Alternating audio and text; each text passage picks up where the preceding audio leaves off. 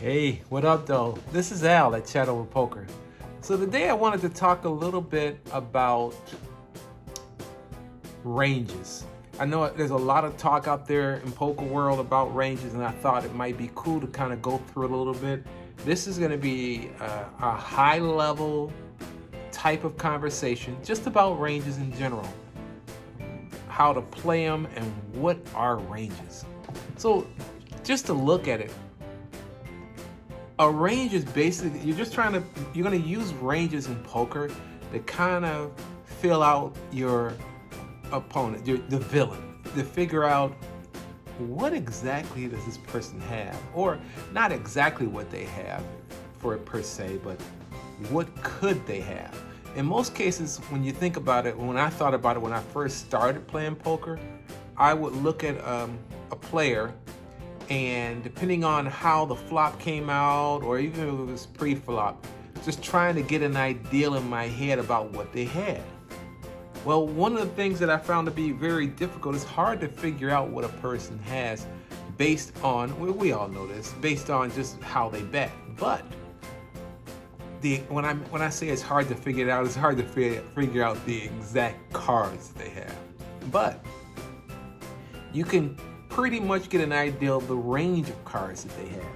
And sometimes, depending on who you're playing, if they're amateurs or new to the game like me, sometimes if you call it out, even though you're not supposed to talk too much, but you call it out, you can kind of tell.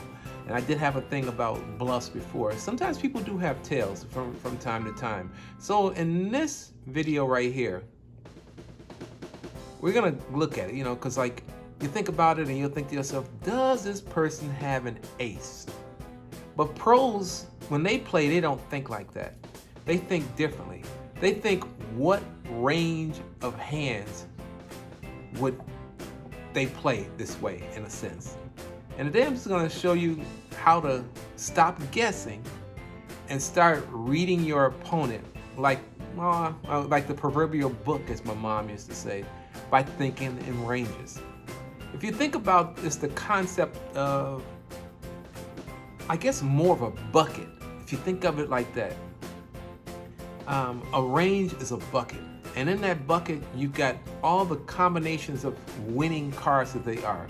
I mean, at the start of every hand, the bucket is filled with, I think the number is about 1,300 possible starting combinations of hand. 1,326, I think it is. Possible combinations of hands. But you don't have to remember all these, because as you play, those combinations start to whittle down, and I'll kind of explain that. So as the hand progresses, the bucket gets smaller. And I guess if you're early in position, like the first person to act in most cases, or under the gun, as they say, and let's say that a person's there and they limp in.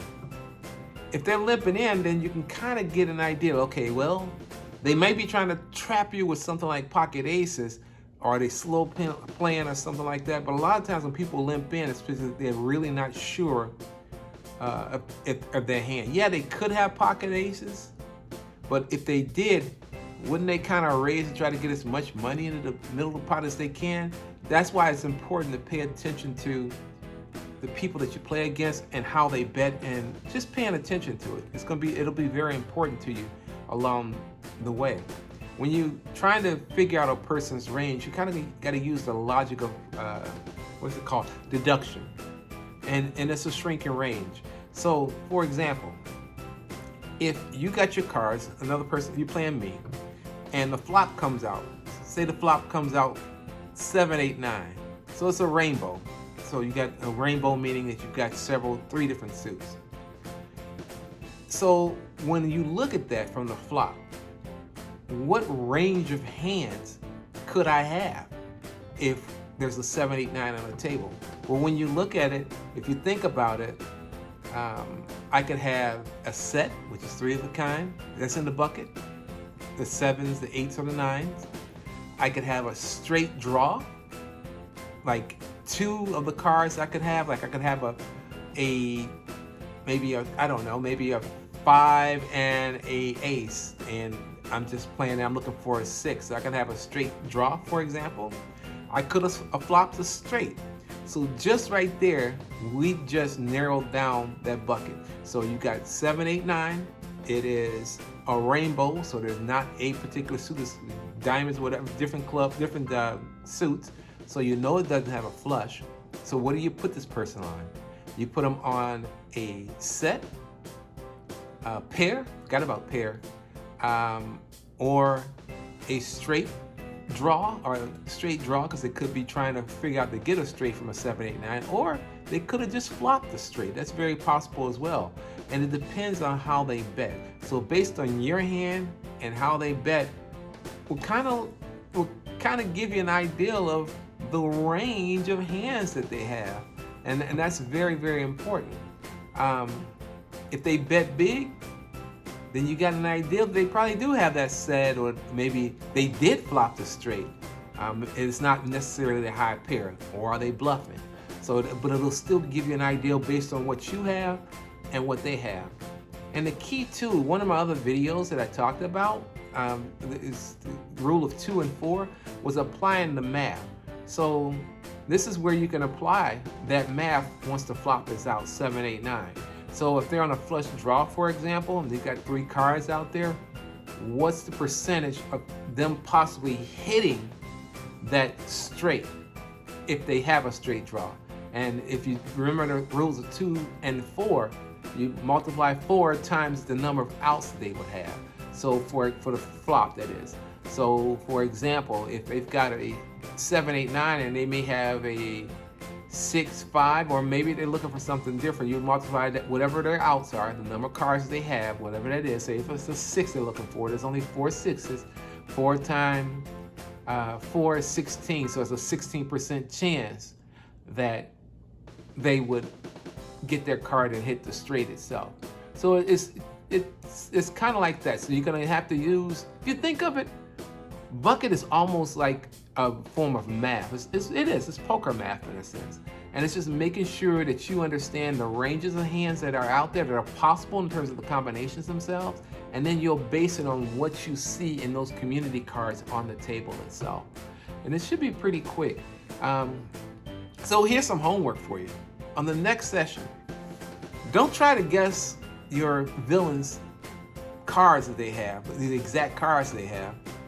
Try to name 3 hands that they could have out of that bucket from their range itself by the river. That'll give you some practice with this.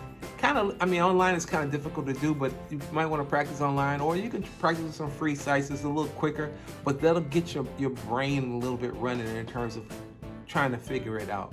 So that's a very simple overview of ranges. It's a little bit more to it than that, but once you get that base for it, I think you'll be able to apply it and be okay and be ready for the next step. Like I said, don't play your cards, or don't try to guess that person's card against your card. Play the ranges. So get an idea of what is in their bucket. What could they have? Could they have trips? Could they have just a high pair? Could they have a straight or a flush? Whatever the case may be. Play it like that, and that'll give you an idea of how many hands are out there. Based on your hand, you might even have blockers in your hand. If you can get them the blockers, like you look for a straight, you may have 5, 6 they need for the straight, or 6 or 5 they need for the straight. So this is Al again at Chat Over Poker. Chat Over Poker. Chat's my last name. So thanks for tuning in. Do me a favor, it's free. Subscribe. Just hit the subscribe button for me and share it. I think that we're going to find that this site, as it progresses along, it's going to be useful for everybody, all of us involved. So this is Al. See you on the felt, baby. What up, though? Thanks for watching.